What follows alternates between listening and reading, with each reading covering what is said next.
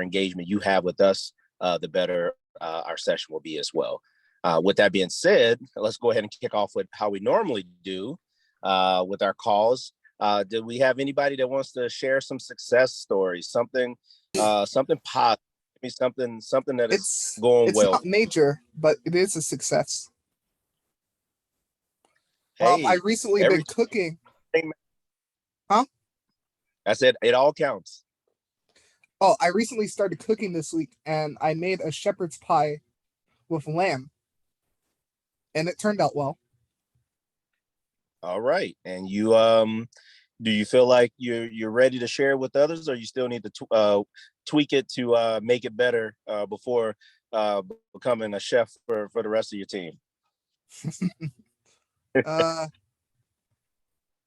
I think I did really good in the recipe. I just would next time for the potatoes use a little less water. All right. All right. So we got a STEM pioneer and a chef. Somebody else, positive news, anything going well for you? Anything you like to share for us?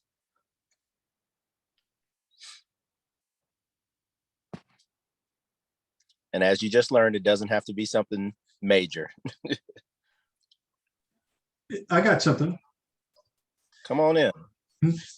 So I just joined the McNair Scholars Program, and we found out that we're going to be going to UCLA to present our projects.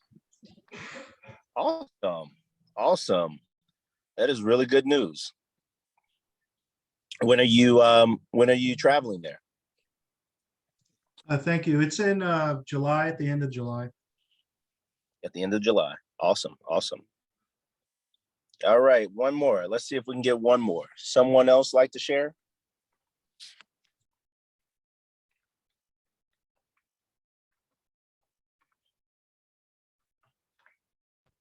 We've got Hello.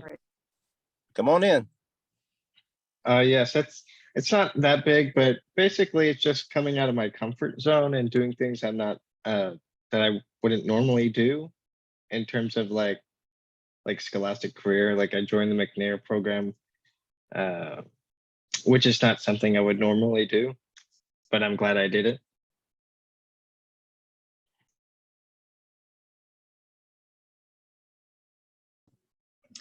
Hi guys, can you guys hear me okay?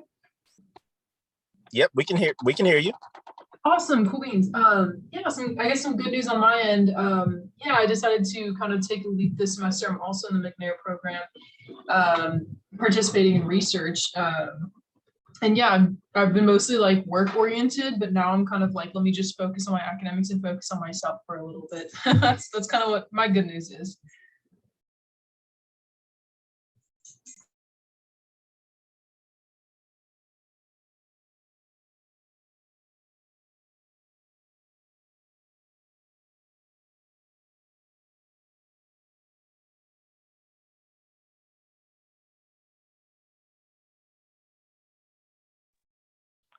Brian, you there?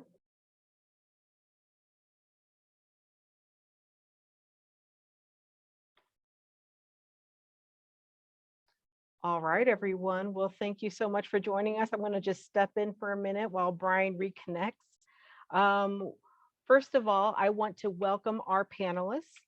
I'm going to go ahead and stop share so you guys can see the panelists. I'm going to ask the panelists to go ahead and share their video so that way everybody can see them at all times. And we're just going to have a casual conversation here, okay? All right, there's our panelists. Hello. Well, first of all, I would like to go ahead and welcome everybody. Tonight, we're going to do the STEM careers in conservation sciences. So one of the things I want you guys to take away tonight is even if you are not interested necessarily in conservation scientists, which I think some of you are big fans, but even if you're not, I want you to go ahead and use this opportunity to kind of listen to people's stories and about how they got to where they are and how they find their inspiration, because I think that the things that you're going to hear tonight are things that will be applicable no matter what you are going through in your transitions through life. So with that being said, I just want to remind everybody that this is being recorded and we will make that link available after the webinar. And then also there will be a link to a survey that will be given out, and we ask everyone to please complete that survey. All right, without further ado, we're going to go ahead and I'm going to ask if Carlee Jackson would please introduce herself. Hello, good evening, everyone. My name is Carlee Jackson, and I am the Director of Communications for a nonprofit called Minorities in Shark Sciences that I also co-founded back in 2020. I'm also a sea turtle research associate for the New College of Florida, currently contracted to work with the Disney conservation team. And I am, I got my bachelor's in biology from Florida Atlantic University and my master's in marine biology from Nova Southeastern University. So really what I do is kind of just freelance shark science collaborations right now. And I also sorry, I was looking at the sound thing. And with the sea turtle stuff, I work with fishery science, so helping to reduce entanglement of sea turtles in lobster traps here in Florida, and also help with the beach conservation during the nesting season, which is right now. Awesome. Thank you so much, Carlee. Okay, Dr. Surya. Hi, so my name is Gautam Surya. I am currently working as a conservation planning scientist for the Wildlife Conservation Society. I'm based in New York. Yeah, brief history. I was born in Syracuse and grew up in Syracuse, New Jersey. Then my family actually moved back to India when I was a kid. So I did most of my middle school and high school in India, and then I came back to the US for college. I did my undergrad in math and biology at Tufts University, and then I did my PhD at the University of Texas. Finished there a couple of years ago, moved up here and started working for the Wildlife Conservation Society.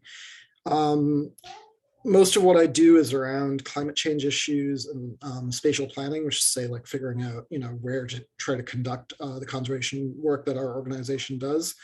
I also do a little bit of capacity building type stuff. So working on ways to engage local communities and build their capacities to kind of solve their own conservation problems without needing outside assistance to do it.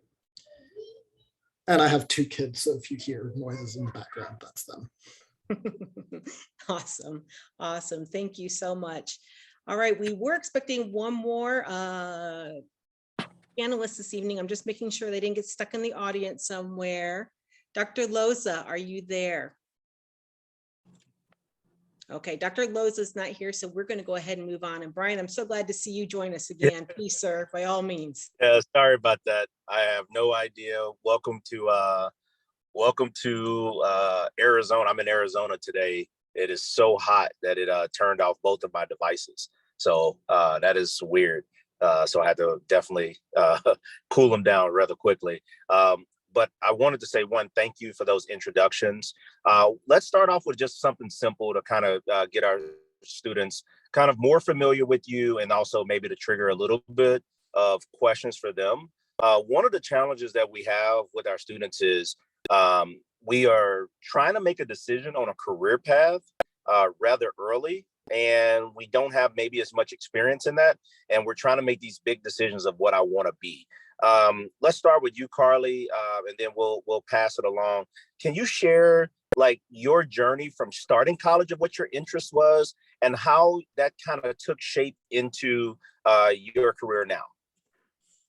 Yeah, for sure. So a little bit of backstory. I'm originally from Detroit, Michigan. So I grew up far away from the ocean, but I actually became interested in marine biology and specifically sharks after I read a book on sharks when I was like 6 years old. So I started like loving the ocean when I was really little. I became obsessed with the sharks after reading about them and was like, I'm going to be a shark scientist when I grow up.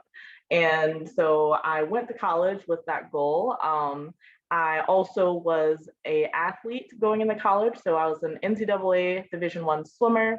And a lot of the times they call you a student athlete, but in reality, it's an athlete student because a lot of stuff takes priority over school, or, you had to miss a lot of classes. But they were excused absences, but you still I just still didn't have a lot of time to dedicate towards like trying to get into labs or trying to just like find my way in the marine biology world. So I never say like, oh, I got a late start, but like in my eyes, I was like, oh, I'm starting late and I'm so behind and I just wasted 4 years. But in reality, everything lined up pretty perfectly. I went to Florida Atlantic University for my undergrad. So I said, peace out to the cold in Michigan and never looked back. It's been about 10 years since I've been here in Florida. But yeah, so I went in with the goal of doing shark science, and I think it was my senior year, there's a program that my school offered called Science by the Sea, and it was a whole semester at their marine biology campus. So it was a whole campus dedicated towards marine biology research. And I stayed there for a whole semester and just did intensive marine biology field courses, regular courses, and just lab work and things like that. And really after doing that semester, it just solidified that this is what I want to do. I like field work. I like being out on boats. I like getting dirty and like doing all the dirty work. I hate being in a lab. I had a lot of lab classes and I absolutely hated them. I don't like being in the lab. But yeah, so really for my journey, it really was trying to figure out what I liked and what aspect of marine biology I wanted to go into. And I knew I wanted to do sharks, but the shark science field is a little weird. It's very like, it's hard to access sometimes. And there's sometimes like a lot of people trying to get into shark labs and reaching out to these lab professors. Some of them were just like, oh, like I've got too many students or things like that. But yeah, I really didn't get into shark, like I had volunteered in some shark labs and did mostly like lab work, like dissecting and cleaning like vertebrae and things like that.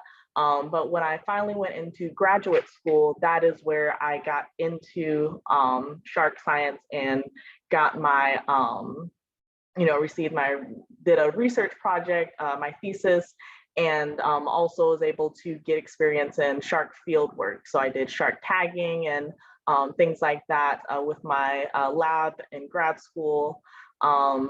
But yeah, and then with the sea turtles, some people always ask like, where did the sea turtles come from? And I always tell people that sea turtles pay the bills. That is how it's always been for some reason, but honestly, I'm not too mad. Sea turtles are cool. But I got into sea turtles there's this nature center in Florida called Gumbo Limbo Nature Center. And I started there as a camp counselor. That was my first job out of college. So I was just like, I need something that is, outdoor related, marine biology related. And, I didn't know I wanted to go into education, but that was my first avenue into my field, was marine education. And after that job, I got promoted to marine turtle specialist. And, I had no experience in turtle research or anything sea turtles, but I thought it would be a good foot in the door for marine science in general, and just to be a well-rounded marine biologist. So yeah, I started there and just kind of over the years gained a lot of experience with sea turtles, and that landed me in my first full-time job that I'm doing currently. And try to see if there's anything else. Yeah, but also I am, fun fact, leaving this job soon. I'm tired of the turtles, just kidding. Not tired of the turtles, but yeah, I'm leaving this job later this month. But to go into my organization, Minorities in Shark Sciences, part-time currently. But yeah, and I can probably talk more about that a little bit later, but that's kind of like a rough draft summary of little pathway to where I got to now. Awesome. I'll stop there just for a moment before we transition. Does anyone have any questions about that particular journey that Carlee has gone on? She seems to know very early what she wanted to do. Not everybody's that way. I was somewhat there myself. Knew I wanted to be an engineer, didn't know which one. So does anyone else have any questions, comments, or thoughts on that particular journey that she went through? And you can use, if you do want to raise your hand, you can use the raise your hand feature, or you can just come off mute if you like to as well. You can do either one.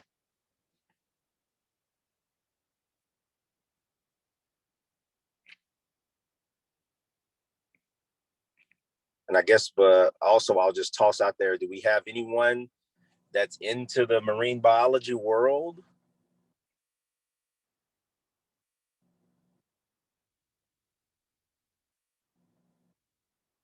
Someone had a comment in there.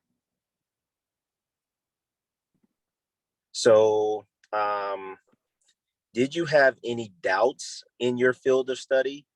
So you were very confident in what you wanted to be, but did you have any doubts, and how did you overcome those doubts?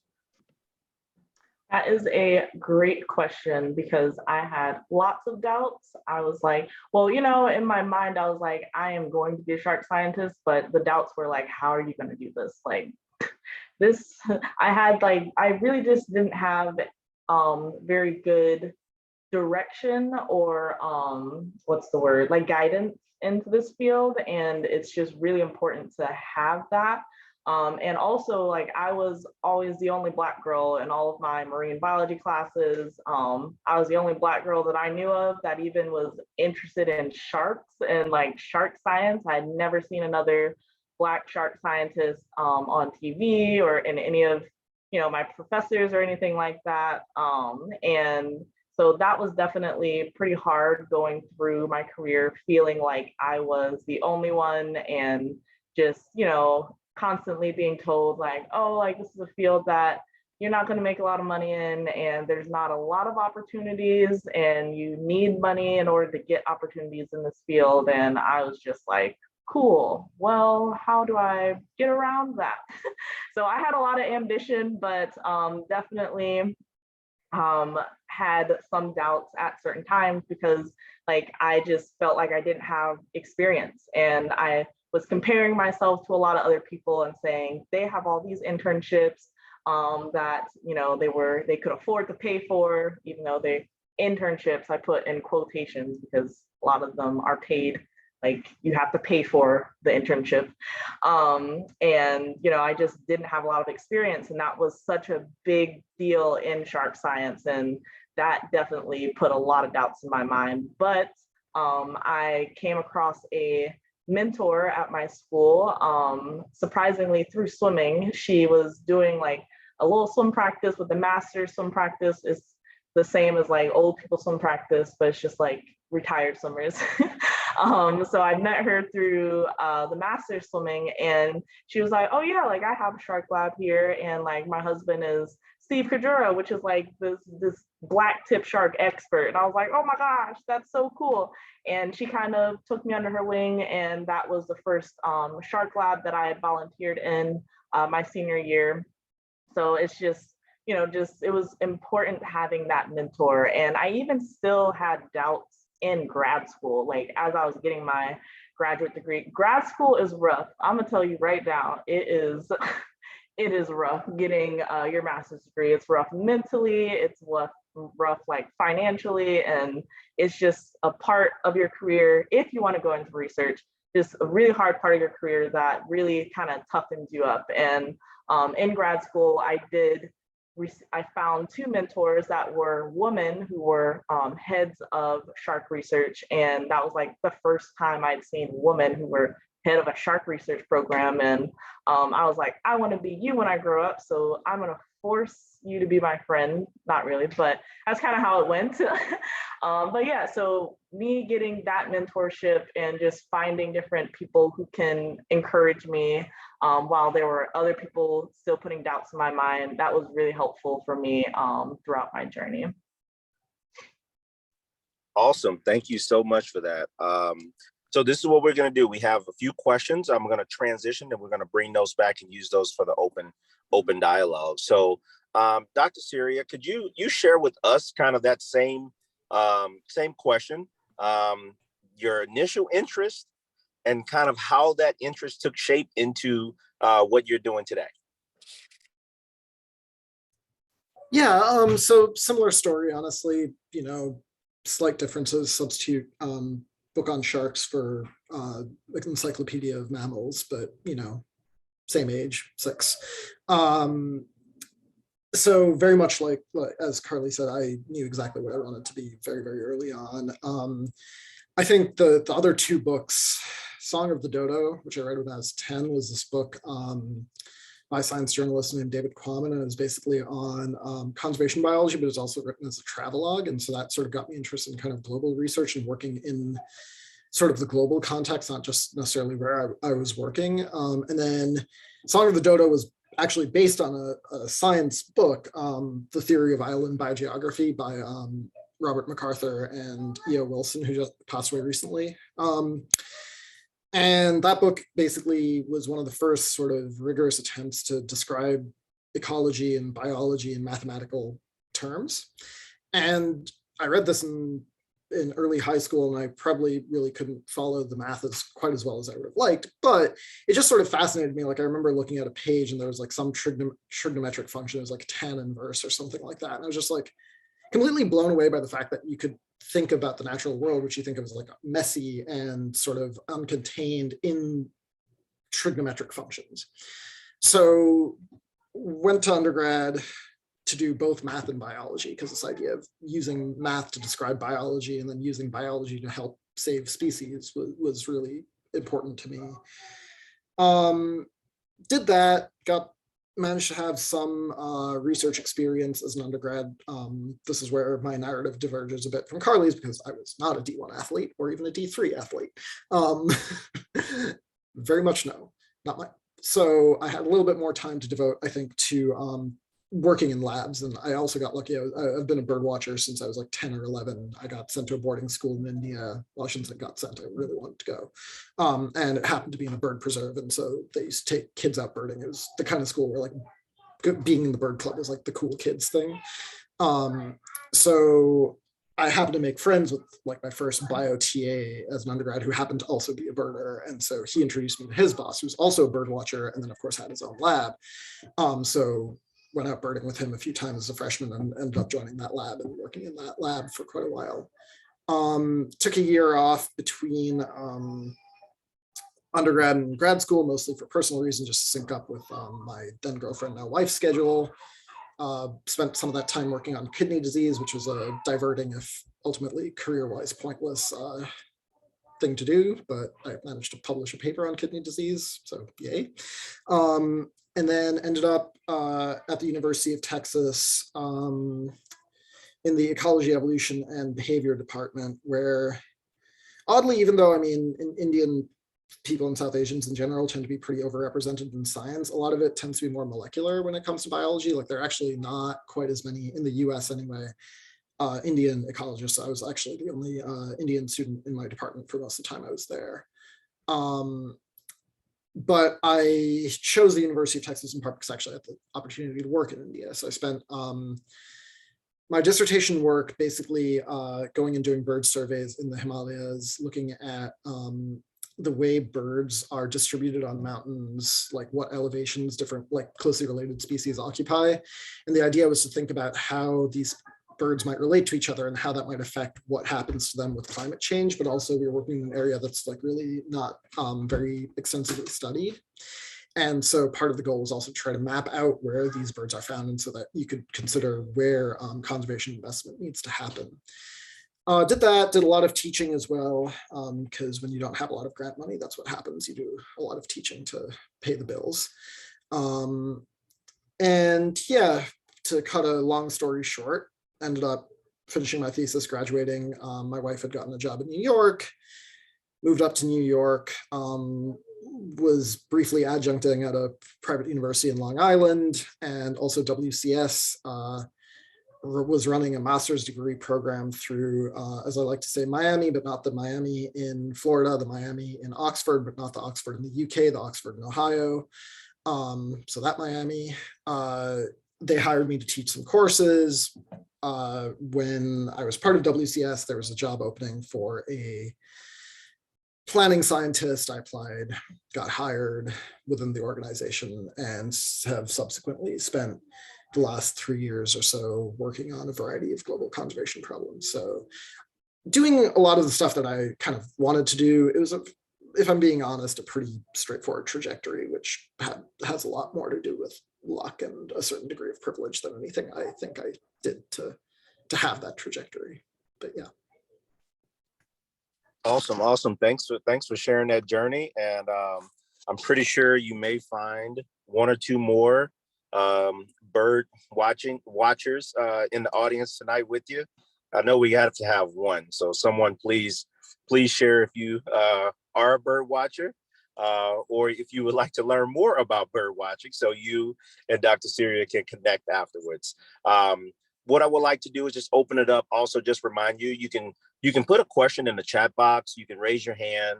Also, you can use the Q&A feature as well. So we'll start off with one of the Q&A questions that we have currently. And it says, Dr. Surya, what kept you motivated to keep pursuing your field with relocating to New York? Did you plan to teach, and what is next for your career goals? So I love teaching. I really do. And through grad school, so I was in, my PhD took 6 years, which is say 12 semesters. I taught for 11 of them, which is a fairly unusually high amount for going through. And it was difficult, obviously. I mean, as Carlee would also attest, like grad school is not easy. And when you have to teach that much in addition to trying to actually do your research, it's tough. But I genuinely loved teaching. And so if I had to choose between the two, like doing research and teaching, it would probably be research, but I'd love to do both.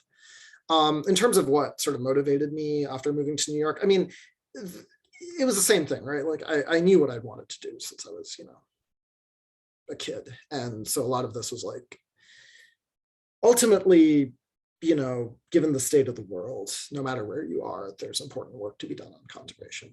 And so, doesn't really matter where you are, you're always going to have that motivation to try to do what you can, if that's what motivates you.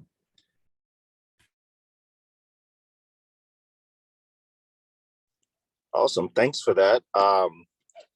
And then we'll transition to another question here. And this will be a question for you both. So we'll start with you, Carlee, and then we'll transition over. So it says, what kinds of events did the both of you take part in that continues to drive in this career path? So was there, I guess we'll call it, was there any activities outside of the lab or outside of kind of something that you were being paid to do that kept you focused on your career that you were doing on your free time? Yeah, that's a great question. So for myself, I think about, so what really drove me in my career, I think I already said this, I have a lot of ambition and also a little attitude sometimes.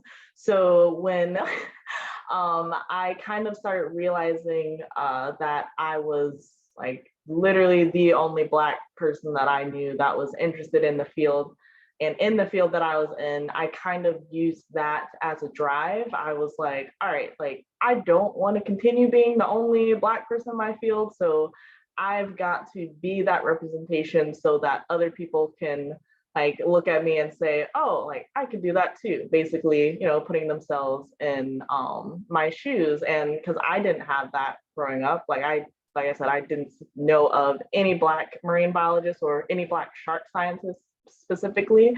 So that really was a driving factor for me. And then most recently, after I co-founded my organization, Minorities in Shark Sciences, that was definitely a passion project on all four of our parts. So we were creating this organization and running this organization without, getting paid. That was kind of stuff in our, we pay ourselves now, but at the start of it, it was just a lot of, like we just had to rely on passion. And I had to keep reminding myself that what we were doing was this was something that I've always wanted to do, which was creating a space for women of color and other Black women in shark science, and also to encourage more diversity into this field. So that really has been a driving factor for me lately, and overall that's been a driving factor in my career. And I'll put my organization into the chat, our website and everything. Awesome, awesome. Dr. Surya, what about you? Outside of the normal work that you were doing, outside of teaching, what are the things that are keeping you? Looks like the reading of the books early on was there. What are some of the things that you're doing now that kind of keeps you motivated in your career path as well? Yeah, so I think a couple of things stand out. One is this was when I was in grad school, it wasn't directly related to my research. We as a student body, we used to host these public lecture series. We had a field lab property in the city of Austin. And so once a month, we would put up like a giant projector after dark, and we'd open it up to the public, especially, and with a lot of kids would come, and we'd give basically sort of like grade school level public talks about the work we were doing. And that was really important. That was one of the more sort of fun things I've done outside of my work. What the specific sort of wrinkle and innovation that I gave it is that I got a couple of like-minded people together, and we also would curate a rotating natural history display every month for that. So like we'd go out and collect, like, let's see how many species of snail we can collect, and like try to showcase like the sort of natural diversity that's around us in these urban areas that people may not appreciate. Like, I was shocked that we went out and got like 15 species of snail in an afternoon. Like that just didn't occur to me that was a thing. And if it didn't occur to me, I'm sure it really didn't occur to a lot of other people who are audience members. And for that, we'd do a different thing every month. So, whether it be different plants or, March and April were my favorite because it was amphibians and reptiles in that order. So going out and doing the snake one was the big highlight, because we also had a couple of tractable snakes we could pass around and, get the kids into that. So that was really great. The other thing I think that stands out is just sort of my own sort of like interest in natural history that's sort of related. But like I said, I'm a bird watcher, like snakes, like going out, being in nature. And I think a lot of that tends to keep me sort of aware of what's at stake if you let these things go away. And so in terms of personal motivation, I think those two things are quite tightly linked. Awesome.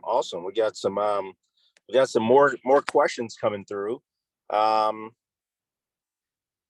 Let's go with this one. Outside of grad school, or outside or after grad school, what has been the most rewarding experience as a result of your studies? Let's start with you, Dr. Surya. So I'll repeat that.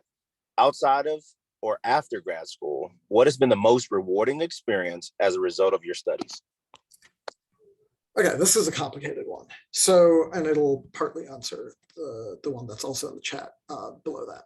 So one of my big projects at WCS was a climate adaptation project focused in northeastern Afghanistan. So basically a very comprehensive look at all of the different sort of social and environmental impacts that climate change could potentially have, very data driven. That was meant to sort of provide directly implementable direction and guidance to the communities living in that area that they could use to sort of help themselves mitigate the potential effects of the coming, 75 years or so. We don't necessarily have to get into the social political situation in Afghanistan over the last, 10 months or so. Suffice it to say that that project has been, creating a little bit of angst, but to think about the rewarding aspect of it, it's probably the opportunity that I got to work with a lot of people in Afghanistan specifically, and this wasn't actually a part of the project itself, one of the things that we did is the people we were working with, we took it upon ourselves to basically give them like coding classes over Skype every week or so, just as an informal thing. So, teaching people like some basic computer skills, people who were literate had some training, but like not a lot of technical ability to allow them to progress. Turns out the specific people we were working with did actually manage to make it out of the country safely. And so one of them actually like contacted me out of the blue about a month ago and was like, oh, hey, like, just so you know, I'm in Mexico and I'm safe. And like, can you start teaching me coding again? So that was nice. I think that sort of like that human element of being able to work with people and try to make a difference in their lives is probably the most rewarding.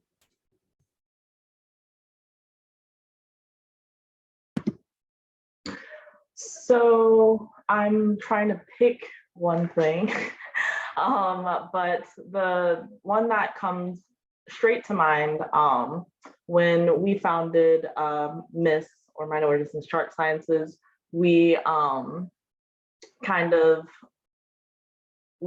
first program that we created was shark research workshops. So these workshops were designed to be for women of color who are interested in shark science or wanted to get opportunity to get field research experience in shark sciences, and it was completely paid for. So we covered your travel, we covered the time on the boat, we basically covered from when you walked out the door to when you walked back into your door.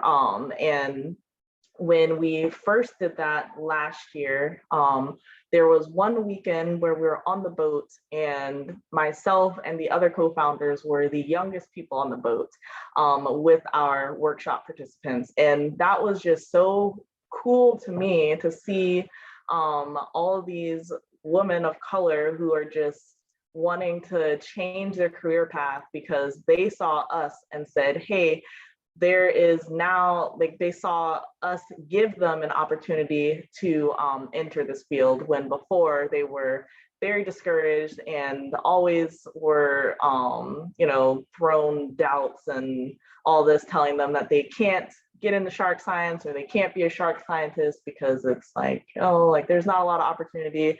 But they jumped on our opportunity, and a lot of them have literally gotten the desire to just change their careers because they always wanted to be marine biologists growing up, but they never knew how to get into the field, or they were always discouraged. So that was really rewarding because it just really showed me that what we were doing was needed, and it also showed me that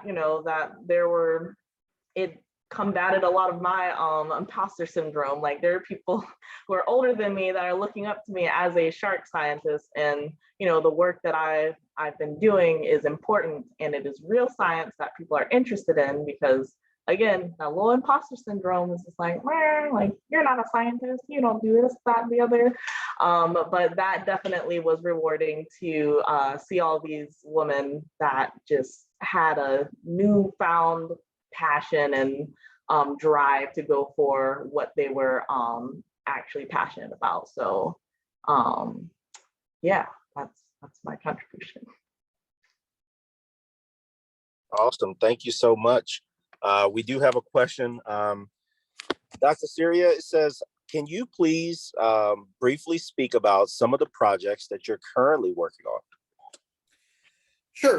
Apart from the unfortunate demise of the Afghanistan project, which we're basically trying to figure out how to salvage some of that and make it potentially available in the future, because it's a lot of good science. There's a few different things. A lot of it is sort of like global analyses of sort of conservation priorities based on a variety of different things. So, for example,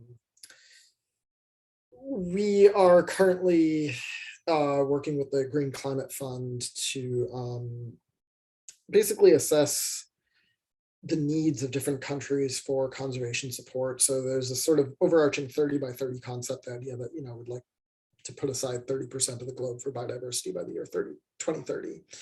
And so we're doing sort of a small piece of that kind of planning, just trying to assess based on things like human impacts and biodiversity and threatened species distributions and climate stability and stuff like that, where investment might be needed, and, which countries may have both the need for investment and may also sort of lack the internal capacity, and who could sort of use some assistance there. So, we're also even considering things like, where are there people that really depend on these kinds of things for their livelihoods as well, right? Whether that might be indigenous communities or communities that depend on coral reefs for food and commerce or various things like that, and who might need some assistance to make sure that those natural services continue to be provided.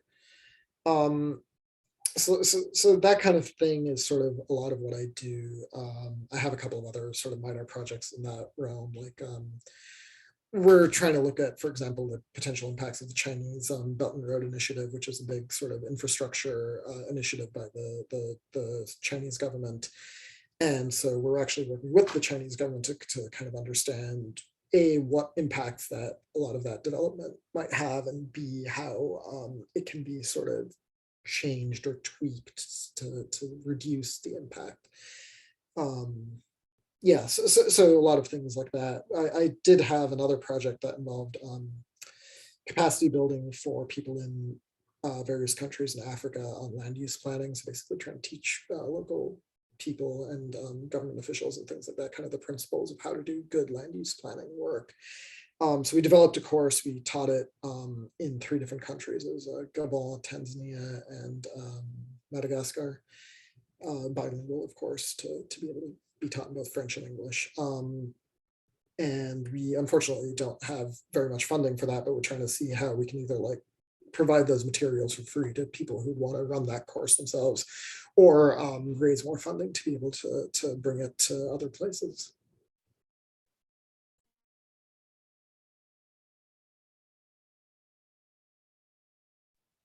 Awesome. Thank you so much.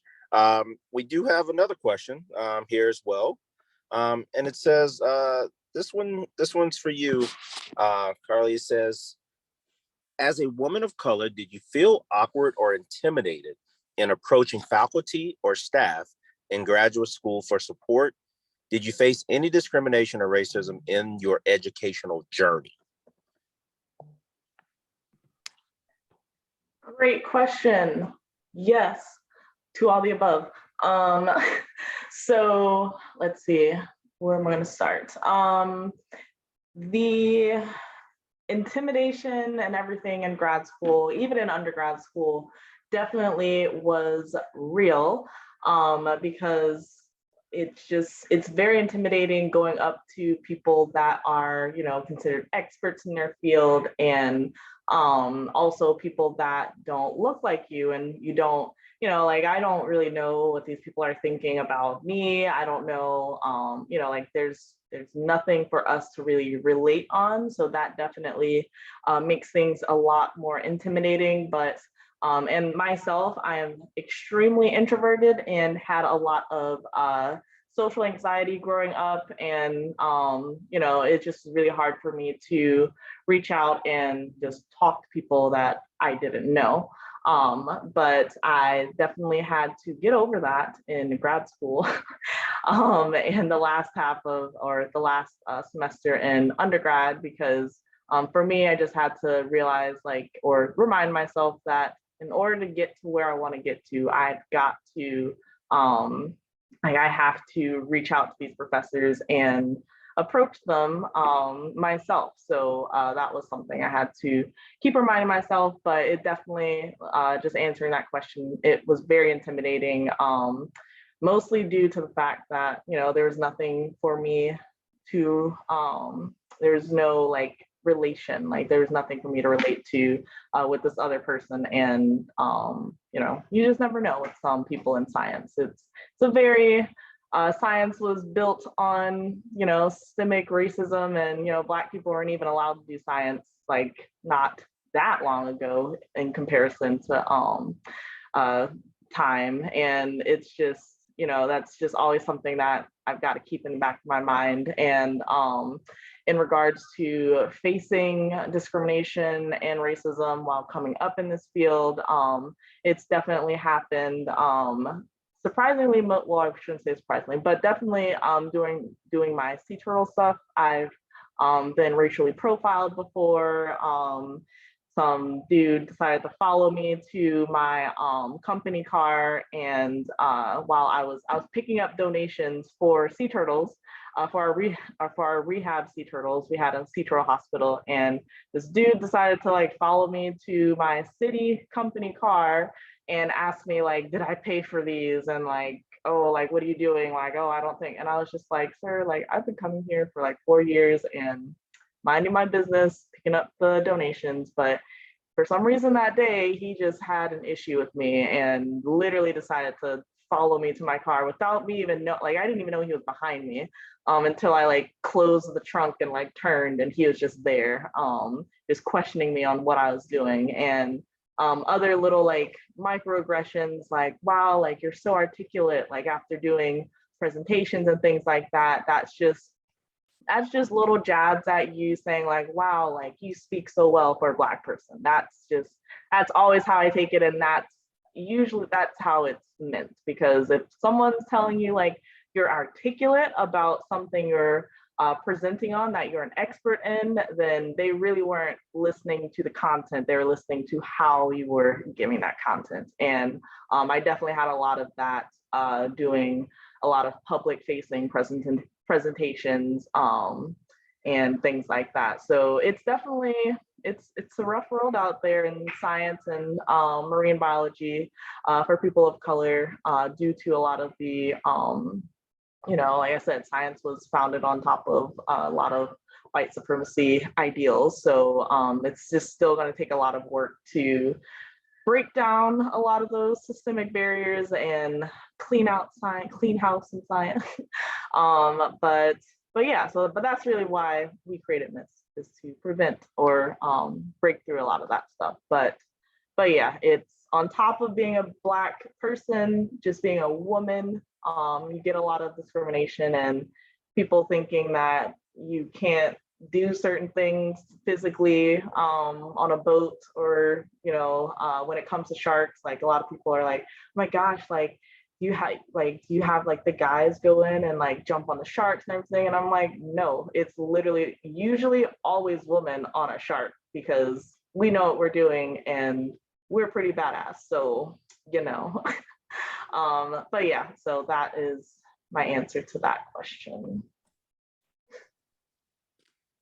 Thank you so much. So candid and transparent with us with that. And thank you, Dr. Surya, for your feedback today.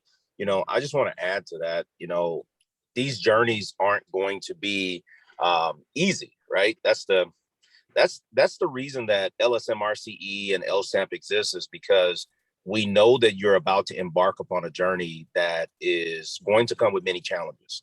And what I always like to tell people who join the call, our guest speakers, is we want to say thank you for your endurance. Thank you for your endurance. Thank you for your endurance. Students, many years from now, it will hit you. Why did Brian always tell people thank you for your endurance? Because there is no easy path to success, and there's going to be so many challenges that you're going to face in this process. And I just want to say thank you for that. Because of your endurance, you were able to get on the other side of some of those challenges that you brought up, and now you're able to tell your story to those that are coming behind you. So to both of you, I want to say thank you. To our students tonight, absolutely thank you. You all are absolutely amazing. You never fail us. You always are here, and you always are engaging with our guests. So thank you. And what I like to do, we'll start with you, Dr. Surya, and Carlee, you'll finish us off here. But let's send some last words of encouragement before we send our students back out. Start with you, Dr. Surya. Sure. I just want to say one thing after what Carlee said very quickly, which is for those of us who have a bit more privilege, use it to help people. That's really the only thing. And sometimes that means like knowing when to shut the bleep up and let other people talk. But sometimes it's not. Sometimes it's the opposite of like understanding that you may have more privilege and people may give more weight to you, and making sure that you speak up and help people who are being ignored and don't necessarily have a voice. That's really critical. And so obviously, you know, I'm not a Black woman. I don't really have that experience, but you know, what Carlee says rings true with things that I've heard colleagues say. And I think that for those of us who have that privilege, it's just fundamentally critical to make sure that you support people who don't and make sure that they can get to where they need to go. So that's the only other thing I wanted to add. Beyond that, in terms of just sort of last bits of encouragement, I mean, you know, honestly, a lot of, again, what Carlee said kind of rings true about the negative side of things, but I think that occasionally we sort of lose a bit of track as to of the positives, right? And speaking more broadly about just the kind of work that we do in conservation, I think that you ultimately get to say that you're being part of the solution. And I think that that's a really nice thing, because you can wake up every day and no matter what you see or hear or read, and there's a lot of stuff that sucks, you get to wake up every day going, I'm part of the solution. I'm not part of the problem here. I'm working my best, I'm doing my best, and I'm helping solve these things. And especially in conservation, you can have real tangible impacts where you can look back and say, like, you know, if it were not for me, X would be worse off than it is. And if that's something that appeals to you, if you look at the world and sometimes you feel a little bit helpless, you don't have to solve everything. You don't have to fix everything. You don't have to save the world all by yourself, but be part of the solution. That's all. Beautiful words, Dr. Surya. I also echo that, you know, we sometimes just see a lot of the negatives in conservation, like, oh, climate change, we're losing all these species, but it is very important to remind yourself that, you know, through this conservation work, it is very rewarding. There is, you know, it might take a little while to see results in conservation, but it is a very rewarding job. And I'll also add that when it comes to finding your career or going through your whole career journey, because really you're just getting started, it is just so important to not compare yourself to other people and to just really stay focused on you and your journey and how you're going to get to your destination, whether you know where that destination is right now or whether it's still like you're still trying to decide. But just it's really important not to get bogged down on, oh, they're doing this, so I should do this, or oh, they're doing that, or I'm not doing that, because it just can all spiral into all these negative thoughts. So it's, like I said, it's important to stay focused on your own journey and also remember to stay passionate and just remind yourself of your passion, and, you know, just don't let anyone tell you what you can't do, because only you know what you can or can't do. And no one else should be telling you that. But yeah, those are my little words of encouragement, and I hope you all got a lot from what we both said here today. Awesome. Thank you both for those very beautiful words, and thank you for being transparent with us today. I think that's absolutely needed for our students. Also, Deb would get mad at me if I didn't tell you to remind you to fill out your survey, please, and thank you. And that we do want you to continue to join us throughout the summer as we continue our third year of the Summer Speaker Series, and just talk about endurance. Remember, we started the Summer Speaker Series in the year of COVID-19 because we wanted to provide a solution to keeping engagement and information and education for our students. So part of that feedback that people are saying about being able to push through those hard times, reason that we say that is sometimes some of the most beautiful things and creative things are done during those difficult situations if you're pushed through them. So that's part of why we have this summer series, and we look forward to you to continue joining us. And we want to say thank you to all of our partner schools and just all of our administrators and faculty that continue to encourage our students to come and participate. We really appreciate all you do. All right. Deb, was there any other items that I left out? So just for the upcoming session, June 22nd, biomedical pathways in graduate school. And then in the month of July, we have 2 more summer series scheduled for you: how to develop leadership skills and graduate research fellowship program. So I did hear earlier, we were talking about paying for school. You definitely want to stay connected to LSM RCE and LSAM community. If you haven't heard about it, please, please, please get in touch with Bridge to the Doctorate program. We literally have a program that will not only help you get to your PhD, provide mentorship through the PhD, but pay you to get the PhD. So it's kind of hard to say no to something like that. So if I was an undergrad student right now, I would be asking Deb, I would be asking Dr. Ruiz, everybody, what do I need to do to get to be part of Bridge to the Doctorate? Because it's an amazing program. So just wanted to throw that out there because I know it's not easy paying for graduate school. I don't know, Deb. Knowing Deb, she's probably going to pull it up on the screen here for y'all. You know, I'm trying to, Brian. I'm working as quickly as I can. Brian, I'll put the Bridge to the Doctorate link in the chat. Okay, but if you haven't seen it, Deb actually has it.